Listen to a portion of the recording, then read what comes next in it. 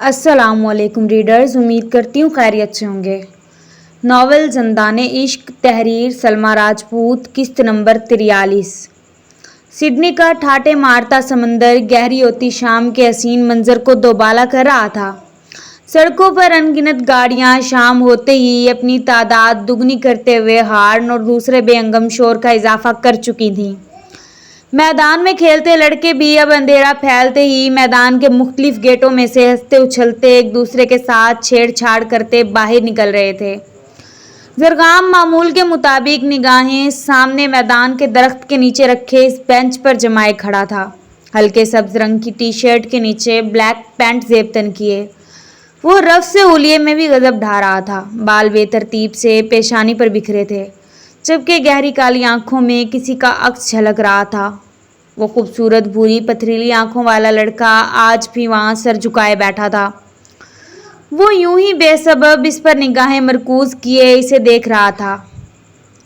اچانک قدموں کی چاپ پر چونک کر پیچھے مڑا اور اپنے عقب میں ارمیز شاہ کو کھڑا دیکھ بے اختیار مسکرایا تھا۔ اتنے غور سے کسے دیکھ رہے ہو برخوردار؟ انہوں نے اس کے کندھے پر ہاتھ رکھتے اسے مخاطب کیا تھا، جو نہ جانے کتنی دیر سے ایک ہی سمت میں نگاہیں جمائے ہوئے تھا۔ بابا، میں مارج کو دیکھ رہا ہوں، وہ نگاہیں اسی سمت جمائے بولا تھا۔ اس کی بات پر ارمیز شاہ کا قہقہا گونجا تھا۔ بابا، آپ کو پتہ ہے اس کی آنکھیں کیسی ہیں؟ کس کی آنکھیں؟ ارمیز شاہ نے انجان بنتے پوچھا تھا۔ مارج کی آنکھیں بابا، نگاہیں جھکائے انکشاف کیا تھا۔ وہ بلا جواز اس لڑکے کی پراسرار شخصیت میں الجھ کر رہ گیا تھا۔ اس لڑکے کی عجیب سی حرکات اس کے ذہن میں تجسس پیدا کرتی تھیں۔ اتفاق ایسا تھا وہ اکثر کہیں نہ کہیں سے نظر آ ہی جاتا تھا اور وہ نہ چاہتے ہوئے بھی اس کو دیکھے جاتا تھا۔ کیسی ہیں اس کی آنکھیں؟ ارمیز شاہ نے اس کے چپ ہو جانے پر تجسس سے پوچھا تھا۔ وہ آج یہاں اس سے ملنے آئے تھے، جو شاہ پیلس چھوڑ کر ہاسٹل میں رہ رہا تھا۔ اس کی ضد کے آگے انہوں نے گھٹنے ٹیک دیے تھے۔ زرغام نے سامنے خلا میں نگاہیں جمائیں۔ اندھیرا پھیل گیا تھا، ہاسٹلوں اور فلیٹوں کی بتیاں جگمگانے لگی تھیں۔ اس کی آنکھوں کی سیاہ پتلیوں میں کتنی ہی روشنیوں کا عکس تھا۔ پیشانی پر گہری سوچ جیسی لکیریں اور گلابی کناروں والے لب ایک دوسرے میں پیوست تھے۔ ایسی آنکھیں جیسے کوئی برسوں سے نہ رویا ہو اور اپنے رونے پر بند باندھ رکھے ہوں۔ کھوئے سے لہجے میں جواب دیا تھا۔ یہ کیا بات ہوئی؟ ارمیز شاہ نے بھویں اکٹھی کیے نہ سمجھی ظاہر کی۔ وہ اس کی بات کا مطلب نہیں سمجھ پائے تھے۔ یہی تو بات ہے، میں نے اس کی آنکھوں کو بہت غور سے دیکھا ہے۔ اس کی آنکھ کی پتلی پر ایک دبیز تہ جمی ہے، جیسے کوئی پرت ہو، اداسی کی پرت، ایسی پرت جس کے پیچھے بہت سے راز پہنا ہو۔ کھوئے سے لہجے میں وہ مسلسل بول رہا تھا۔ مجھے عجیب لگتا ہے بابا، جب کوئی اس عمر میں اتنا اداس زندگی سے بیزار ہو۔ وہ اب ان کی جانب رخ کیے بولا تھا۔ کوئی ہوگا اسے دکھ بھی، اور یہ کس کتاب میں لکھا ہے کہ اداسی اور بیزاری اس عمر میں نہیں ہو سکتی؟ ارمیز شاہ نے اس کی بات کی نفی کی تھی۔ اس عمر میں اداسی اور بیزاری کچھ دیر کی ہوتی ہے، پھر چھٹ جاتی ہے، لیکن اس کی اداسی مجھے برسوں پر محیط لگتی ہے۔ زرغام نے وثوق سے اپنا موقف پیش کیا تھا ان کے سامنے۔ تمہیں کیسے پتا برسوں کی اداسی ہے؟ انہوں نے سوال کیا تھا، اس کی پتھرائی ہوئی آنکھوں سے۔ زرغام کی جانب سے فوراً جواب آیا تھا۔ اور یہ کب کیا تم نے اتنا غور اس پر؟ ارمیز شاہ نے آنکھوں کو سکیڑتے ہوئے استفسار کیا تھا۔ کچھ دن پہلے ہاسٹل میں ٹکرایا تھا، مدھم سی مسکراہٹ کے ساتھ جواب دیا تھا۔ زرغام نے کبھی ان سے کوئی بات چھپائی نہیں تھی۔ ارمیز شاہ اب کھوجتی نگاہوں سے اس کے چہرے کے تاثرات پڑھنے کی کوشش میں تھے۔ بابا، میں اس سے دوستی کرنا چاہتا ہوں۔ اس کی بات پر وہ خاموشی سے اسے دیکھ کر رہ گئے تھے۔ آج سے پہلے اس نے کبھی دوست نہیں بنائے تھے۔ امریکہ کے شہر میں یہ چمکتی صبح پوری دلکشی کے ساتھ اس دوڑتی بھاگتی دنیا میں دن کی شروعات کر چکی تھی۔ لندن کی آسمان سے باتیں کرتی عمارتوں میں چہل پہل اور ان بلند و بانگ عمارتوں کے سامنے مسافروں کی آمد و رفت کا سلسلہ شروع ہو چکا تھا۔ ایلکس کی ٹیم بھی ہوٹل پہنچ چکی تھی۔ ماری جوان سیاہ 3 پیس سوٹ میں ملبوس اپنی تمام تر وجاہت کے ساتھ وہاں موجود تھا۔ وہ اس عالیشان ہوٹل کے بڑے سے ہال میں اس وقت موجود تھے۔ ایلکس کے ساتھ والے صوفے پر مینیجنگ ڈائریکٹر رچرڈ کینول بیٹھا تھا، جبکہ ان سے کچھ فاصلے پر موجود بیش قیمت صوفوں پر ماری جوان اور وسیع بیٹھے تھے۔ ان کے درمیان فاصلہ اتنا تھا کہ وہ ان کی باتیں سن نہیں سکتے تھے۔ ماریج نے آنکھوں کو چندی کیے پیشانی پر بل ابھارے گھور کر رچرڈ کینول کو دیکھا، جو ماریج کی جانب پشت کیے بیٹھا ایلکس سے راز و نیاز میں مصروف تھا۔ رچرڈ مشروب کا گلاس اٹھا رہا تھا جب وہ اس کے سر پر پہنچ چکا تھا۔ رچرڈ نے گلاس کو منہ سے لگائے نگاہیں اٹھائیں۔ ماریج سرخ چہرہ لیے کھڑا تھا۔ جب سے وہ یہاں آئے تھے ان کے تماشے ہی دیکھ رہے تھے، ان کے ڈرامے ختم ہونے کا نام نہیں لے رہے تھے۔ میرا نہیں خیال کہ آپ یہ میٹنگ کرنا بھی چاہتے ہیں، اور اگر مقصد میرا وقت برباد کرنا ہے تو یہ بات آپ بلا جھجک میرے منہ پر بھی کر سکتے ہیں۔ وہ تحمل مزاجی کا مظاہرہ کرتے بولا تھا، جبکہ چہرے کے تاثرات اس کے الفاظ کی عکاسی نہیں کرتے تھے۔ رچرڈ نے چونک کر اسے دیکھا تھا۔ ماریج سمجھ گیا تھا کہ وہ جان بوجھ کر اسے انتظار کروا رہے تھے۔ ماریج ڈو ٹوک انداز میں فیصلہ سنا کر وہاں رکا نہیں تھا۔ جس تیزی سے آیا تھا اسی تیزی سے واپس پلٹ گیا تھا۔ بہت بد دماغ ہے یہ، جتنی خوبرو پرسنالٹی ہے اتنا ہی الٹے دماغ کا مالک ہے۔ کیا ضرورت تھی اس کے ساتھ کام کرنے کی، وہ بھی اتنے بڑے پروجیکٹ کے لیے؟ رچرڈ نے ناک چڑھاتے ہوئے ماریج کی پشت کو گھورتے ہوئے سوال کیا تھا۔ اس کی یہی بد دماغی اس کی پہچان ہے بزنس انڈسٹری میں۔ ایلکس نے اسے ماریج کی شخصیت کے بارے میں بتاتے ہوئے کہکا لگایا تھا۔ وہ رچرڈ کی ماریج سے نفرت سے لطف اندوز ہو رہا تھا۔ رچرڈ نے غصے میں سر ہوا میں مارا تھا۔ ایلکس اب ہنسی کو دبا کر سنجیدگی سے اس کی طرف دیکھ رہا تھا۔ غصہ مت کرو، یہ ایسا ہی ہے۔ یہ میرے لیے ایک چیلنج ہے۔ جیسن سٹرلنگ نے کہا تھا یہ تمہارے ساتھ پروجیکٹ پر کام نہیں کرے گا۔ تم جانتے نہیں اسے، میں نے کبھی کسی اسکینڈل میں اس کا نام نہیں دیکھا۔ بہت کم لوگ ہوتے ہیں ایسے جن کا بیک گراؤنڈ اتنا کلیئر ہوتا ہے، نہ ہی آج تک اسے کسی اور معاملے میں ملوث پایا گیا ہے۔ ارے لڑکیوں کو تو آس پاس نہیں پٹکنے دیتا یہ۔ ایلکس نے رچرڈ کو معاملے کی سنگینی کے متعلق آگاہ کیا تھا۔ جانتا ہوں سب، میں ڈرامے ہیں اس کے یہ سب، جو زیادہ تاثر دیتے ہیں وہ زیادہ کمزور ہوتے ہیں۔ رچرڈ نے ٹھوڑی کو کھرچتے ہوئے درست لہجے میں جواب دیا تھا۔ نہیں، ڈرامے نہیں کرتا، شروع سے ہی ایسا ہے۔ الیگزینڈر نے متعارف کروایا تھا مجھے اس سے، اس کی بزنس پارٹی میں۔ بزنس انڈسٹری کے پہلے 5 ابھرتے ستاروں میں سے ایک ہے یہ، متوازن لہجے میں کہتے ہوئے ایلکس نے میز پر رکھا لیپ ٹاپ اپنی طرف گھما لیا تھا۔ اگر یہ بات ثابت کر دوں کہ یہ صرف اس ماریج کے ڈرامے ہیں تو کیا دو گے مجھے؟ رچرڈ نے بھویں اچکائے کمینگی سے پوچھا تھا۔ ایلکس نے لیپ ٹاپ پر جھکی نگاہ اٹھائی اور پھر استزائیہ مسکرایا۔ اوہ بس کر بھائی، اسے تھوڑی چینجنگز تک تو کروا نہیں سکے میں یا تو؟ اب یہ کہاں سے ثابت کریں گے؟ ایلکس نے تمسخرانہ کہا۔ تمہیں ویڈیو چاہیے یا پکس، بس یہ بتاؤ؟ رچرڈ نے ناک پھلائے وثوق سے پوچھا تھا، ایسے جیسے اب یہ اس کی عزت کا معاملہ بن چکا ہو۔ ایلکس نے چند سیکنڈ حیرانگی سے رچرڈ کے چہرے پر موجود سختی کو دیکھا تھا۔ ویڈیو؟ کیونکہ اگر اس کی ایسی ویڈیو میڈیا پر آ گئی تو سمجھو اس کا یہ جو سو کولڈ ایٹیٹیوڈ ہے پاش پاش ہو جائے گا۔ ایلکس نے خباثت سے آنکھ کا کونا دبایا تھا۔ تو بس پھر دیکھتے جاؤ، لگتا ہے کچھ مکس کرنا پڑے گا۔ پروسٹیٹیوٹ؟ رچرڈ نے پرسوچ نگاہیں سامنے ماریج پر مرکوز کرتے ہوئے بات ادھوری چھوڑی تھی۔ ایلکس ایک دم سے چونک کر سیدھا ہوا اور پہلے اس کی نگاہوں کے تعاقب میں دیکھا۔ ماریج اپنے کیبن کے قریب کھڑا سگریٹ سلگائے وسیع سے باتوں میں مصروف تھا۔ ایلکس نے نگاہیں رچرڈ کی طرف گھمائیں۔ نو، اس سب کو اس معاملے سے الگ رکھو، وہ سب اللیگل ہے۔ کسی کو بھنک بھی پڑی نا تو؟ ایلکس نے دانت پیستے ہوئے آواز کو دھیما رکھا۔ کچھ نہیں ہوگا، بس ایک لڑکی ہی تو چاہیے اور کچھ کیمرے۔ رچرڈ استزائیہ مسکرایا۔ फिर से सोचने का मशवरा दूंगा। एलेक्स ने लब भींचे गहरी सांस ली। नहीं मेरी जान, घबराने की ज़रूरत नहीं है। जो सब वो लोगों को दिखाने के लिए करता है वो भी फिल्म होती है। ये भी फिल्म होगी, बस सिर्फ फ़र्क इतना होगा इसमें हीरो को नहीं पता होगा कि ये फिल्म है। रिचर्ड ने फिर से आंख दबाते हुए होंक बने एलेक्स को पूरी बात समझाई थी। ना ना, मुझे ये बात ठीक नहीं लग रही, कोई और तरीका सोचो।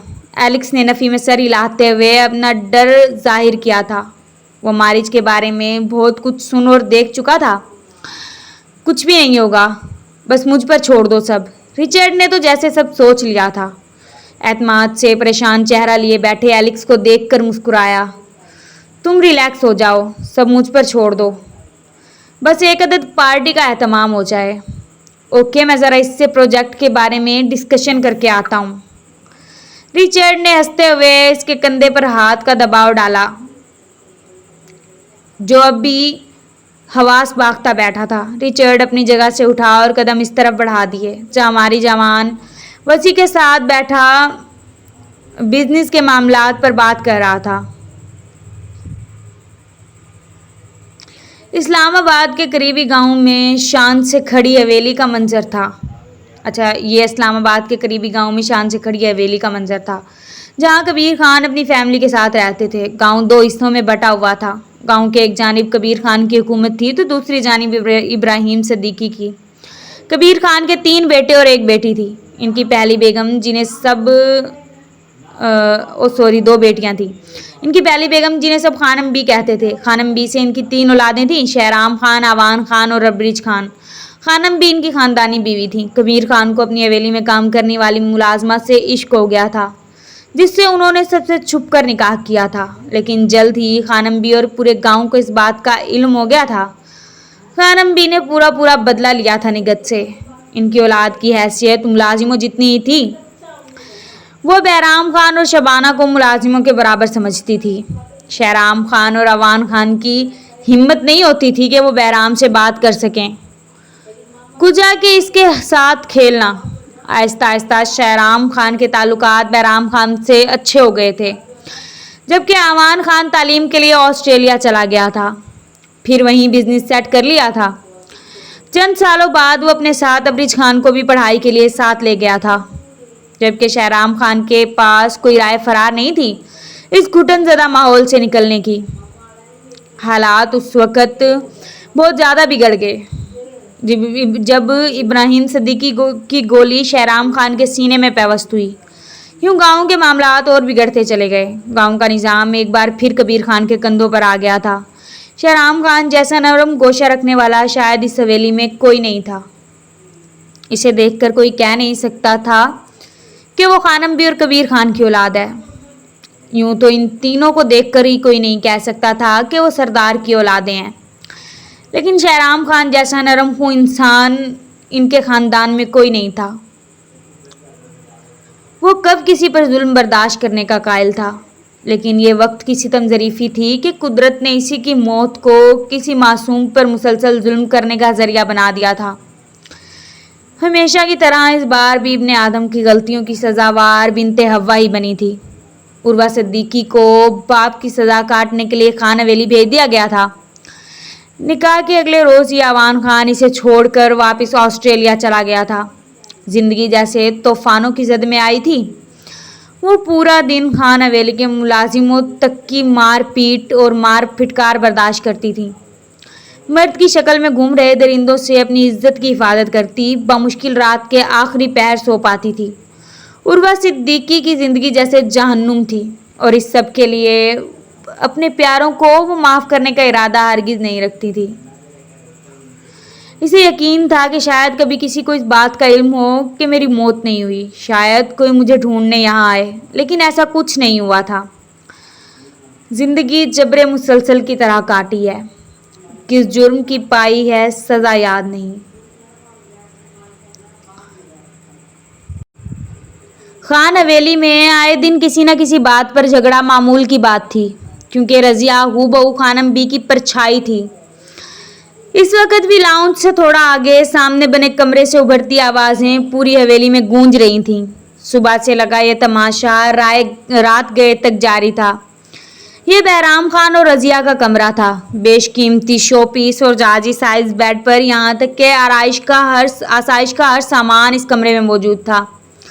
ये सब इनायात रजिया के खानम बी की भांजी होने की वजह से की गई थी। खानम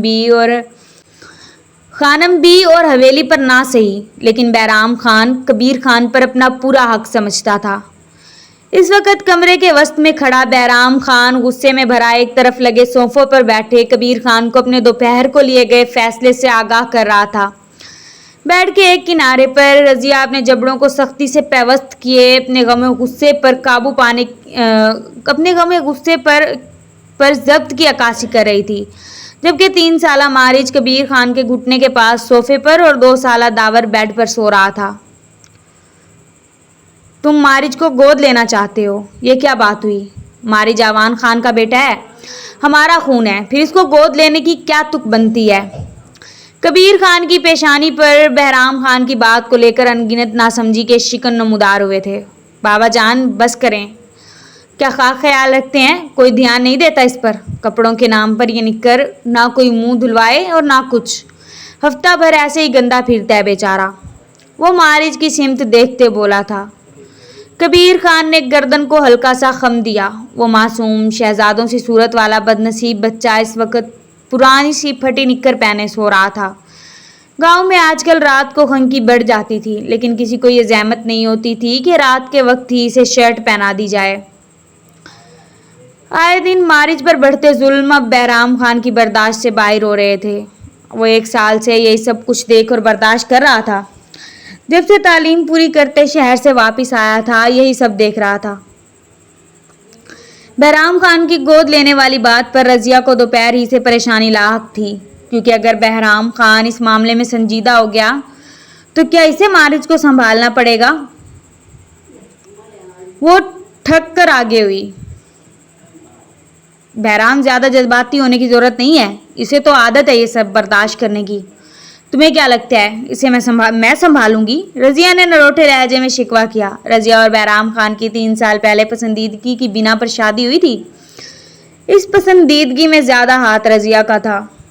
यूं तो वो खुद भी कुछ कम नहीं थी। एक से बढ़कर एक खानदान के रिश्ते इसकी हाँ के मुंतजिर थे, लेकिन वो तो बहुत पहले अपना दिल बहराम खान को दे चुकी थी। बहराम खान की ये बात कि वो मारिज को अपना नाम देकर अपना बेटा बनाएगा, किसी तौर पर रजिया को हजम नहीं हुई थी।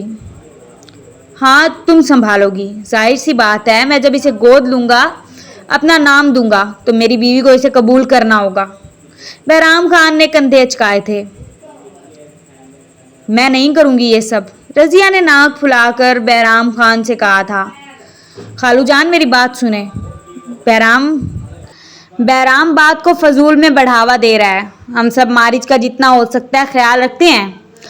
अब अपने भी 100 काम होते हैं, 100 बखेड़े होते हैं। इसको गोद में उठाए तो नहीं फिर सकते। रजिया ने चेहरे पर हद दर्जा मस्कीनियत तारी करते कहा था। उठाए फिरने का कौन कह रहा है तुमसे?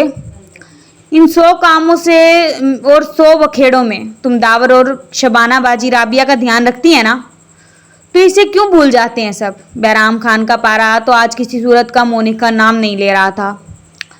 वो ऐसा ही था, डट जाने वाला और लड़ जाने वाला। इसका मुंह बोलता सबूत रजिया थी, जिसके लिए खानम भी किसी सूरत नहीं मान रही थी, और फिर बहराम खान की जिद के आगे हार माननी पड़ी थी। वो सिर्फ एतवार को गांव आता था, बाकी के 6 दिन इसके शहर में गुजरते थे। वो सरकारी दफ्तर में क्लर्क की नौकरी करता था। जब भी गांव आता था मारिज को देखकर कलेजा छलनी होता था। तुम घर होते हो तो तुम्हें पता हो हम कितना ध्यान रखते हैं कितना नहीं। रजिया ने नाक चढ़ाकर तुर के जवाब दिया था। मैं लड़ना नहीं चाहता तुमसे। बहराम ने नजरें चुराईं। तुम बात भी गलत कर रहे हो। मैं हरगिज इसे नहीं संभालूंगी। मैं कोई गिरी पड़ी हूं जो यूं तुम मेरे सर पर बच्चा मुसल्लत करोगे? रजिया ने हाथ हवा में घुमाए फैसला सुनाया था। ठीक है, मत बनो मारिज की माँ, फिर मेरी बीवी भी नहीं रहोगी। बहराम के 2 टोक लहजे में कहे गए जुमले पर कबीर खान और रोजी एक साथ दम्बा खुद हुए। बहराम बकवास बंद करो। रजिया को तुम यूं फजूल की बात पर छोड़ दोगे क्या? मारिज आवान खान का बेटा है, इस लिहाज से अब मारिज की जिम्मेदारी सब पर है, ना कि सिर्फ तुम पर। कबीर खान की रौबदार गरज पर भी बैराम खान की पलक तक नहीं झपकी। बाबा जान, अगर आप ये चाहते हैं कि मैं इसे गोद ना लूं, तो फिर मेरी एक बात माने, भाभी को मारिज का ख्याल रखने की इजाज़त दे दें। इनकी औलाद है, ये इसे नज़र भर कर देखे उन्हें हफ्तों गुजर जाते हैं। इनके दिल पर पता नहीं क्या गुजरती होगी। वो ही बहराम ने गहरी सांस लेते हुए अपनी अगली शर्त से आगाह किया था। दिमाग चल गया तुम्हारा? वो दुश्मनों की बेटी है, इसका हमारे पोते से कोई ताल्लुक नहीं है। मैं अभी शहराम खान की कब्र को नहीं भूला और ना ही ता जिंदगी किसी को भूलने दूंगा। इसे भी इसलिए हवेली के इस हिस्से में रखा है कि यह आवान खान का खून है। कबीर खान गरजदार लहजे में बोले थे। अपनी बेहिसी में आप सब एक बच्चे की जिंदगी बर्बाद कर रहे हैं और कुछ नहीं। बाबा जान, आपको नहीं पता वो कितनी मार खाता है सारा दिन। बहराम ने चीखते हुए कहा और गुस्सीली निगाह रोजी पर डाली। ये बदतमीज इतना है, क्या करें? दावर और राबिया को मारता है। अब दावर भी तो है, इससे छोटा है, पर मजाल है कुछ उल्टा सीधा करे। और ये तो आफत का परकाला है। जब इतने काम उलट पलट करेगा तो जाहिर सी बात है मार भी खाएगा। इसकी जगह दावर या राबिया हों तो वो भी इतनी मार खाएंगे। रोजी ने तनक मिजाजी से जवाब दिया। तुम तो चुप ही करो बस। यावर ने हाथ सीधा खड़ा करते हुए रोजी को बोलने से रोका। एक मिनट चुप करो तुम दोनों। शबाना क्या करती रहती है सारा दिन? इसको बुलाओ जरा। रोजी, बुलाना जरा इसे। कबीर खान ने शबाना का पूछा और साथ ही रोजी को इसे लाने का इशारा किया। रोजी एक खून आशाम निगाह बहराम खान पर डालती और मुंह में बड़बड़ाती बाहर निकली। बहराम नाक फुलाकर कबीर खान की तरफ मुतवज्जा हुआ। बाबा जान, शबाना बाजी ने क्या करना है? वो भी गाए बगाए इस कार्य अजीम में अपना हिस्सा डालती रहती है। जब दिल चाहता है मारती है इसको। बहराम ने सर हवा में मारते हुए शबाना के बारे में कबीर खान को आगाही दी। जी बाबा, शबाना ने दरवाजे पर हाथ रखे मध्यम सी आवाज में पूछा। रोजी भी इसके पीछे ही कमरे में दाखिल हुई। शबाना, तुम भी मारिज को मारती हो? अफसोस हुआ मुझे ये जानकर। मतलब यहाँ इस घर में अनपढ़ और पढ़े लिखे सब बराबर हैं। कबीर खान ने तासुफ से आंखें फैलाई थीं। बहराम, मैं कब मारती हूँ मारिज को? शबाना साफ मुकरते हुए अब बहराम को घूर रही थी। बहराम से तो इसकी एक पल के लिए नहीं बनती थी। झूठ मत बोलो बाजी, तुम याद करो वो परसों कैसे मार रही थी तुम इसे। बहराम ने कमर पर हाथ रखे सर को हिलाते हुए इसे याद दहानी करवाई जो मुकम्मल तौर पर भूले खड़ी थी। वो उस दिन तो इसने मेरी इतनी महंगी करीम अपनी सारी टांगों पर लगाकर ज़ाया कर दी थी, तो मैंने थोड़ी सी सज़ा दी थी इसको बस। शबाना ने कबीर खान की तरफ देखते हुए बेचारगी से अपनी सफाई दी थी। थोड़ी सी सज़ा? ओ मेरे खुदा, किस कदर झूठी हो तुम बाजी। बाबा जान, इसने पता है क्या हरकत की थी? मारिज को बालों से पकड़कर इसके गाल पर थप्पड़ मार रही थी। बहराम ने इसके झूठ पर अपने सर को दोनों हाथों में जकड़ लिया था। बाबा जान, हल्की हल्की चपत लगा रही थी मैं सिर्फ डरा रही थी। इसे ज़ोर से कब मार रही थी? शबाना ने फिर से सफाई दी थी। हाँ, थप्पड़ की आवाज़ मुझे इसीलिए लाउंज में भी सुनाई दे गई। बहराम ने चीखते हुए इसकी आंखों में आंखें डाली। शबाना, तुमसे ये तवक्को नहीं थी मुझे। कम से कम तुम तो मारिज की देखभाल कर सकती हो ना। कबीर खान ने तासुब से सर हिलाते कहा। मैं कहाँ कर सकती हूँ, मेरे 100 अपने काम होते हैं। शबाना ने नाक भींचे इस जिम्मेदारी से हाथ खड़े किए थे। चुप करो तुम लोग, खुदा का वास्ता चुप करो। रोजी और शबाना ने ज़बरदस्ती लब भींचे और सांस अंदर खींची थी और जब से सीधी हुई। शबाना, कल से तुम घर के कोई काम नहीं करोगी, तुम मारिज को संभालोगी। कबीर खान ने अंगश्त उंगली तान कर हुक्म दिया था। बाबा जान, मुझसे नहीं हो पाएगा, ये बहुत शरारती है। शबाना ने खशमगी निगाहों से मारिज को घूरते हुए साफ इनकार किया। बच्चे शरारती ही होते हैं। वो बच्चा है, सिर्फ 3 साल का है, अभी नासमझ है। कबीर खान ने हैरत से पेशानी पर उसकी शिकन उभारे। ये बात इनकी मोटी अक्लों में जाए तब ना। बाबा जान, आपको जो करना है करें। लेकिन मेरा फैसला अटल है। मैं मारिच को लीगली तौर पर गोद लूंगा। बहराम की सुई वहीं अटकी थी। वो डटा हुआ था अपने फैसले पर। नहीं, ऐसा कुछ नहीं होगा। वो जो अभी फैसला सुनाने ही वाले थे कि मुलाजमा इजाज़त लेती कमरे में आई थी। इसने इन्हें मर्दान खाने में आए मेहमानों के आमद का बताया था। वो बात में बात करने का कहते वहाँ से चले गए थे। कुछ नहीं हो सकता, यहाँ कुछ भी नहीं हो सकता। बहराम ने कमर पर धरे हाथ अफसोस से हवा में उठाए। खानम भी आहिस्ता आहिस्ता चलती छड़ी के सहारे कमरे के दरवाजे में आईं।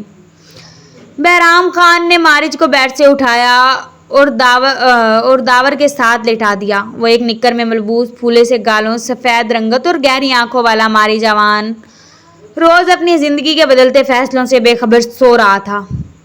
सुबह उठते ही इसको काम ही इतने होते थे। वो बोलता कम और मारता ज़्यादा था। वो हर वक्त किसी न किसी खोज में रहने वाला और मार पीट करने वाला बच्चा था। वो कितनी देर तक खामोश यकटक सोच में डूबे रहने वाला बच्चा था। किसी को देखता तो गहरी निगाहों से देखता और टिकटिकी बांधे देखे ही जाता था। किचन से निकला तो लाउंज की अलमारियों के दराजों में सर घुसाया होता। वहाँ से हटाओ तो दावर को नीचे लिटाए इसके मुंह पर चपेट मार रहा होता था। दावर को बचाओ तो राबिया के बाल खींच देता था।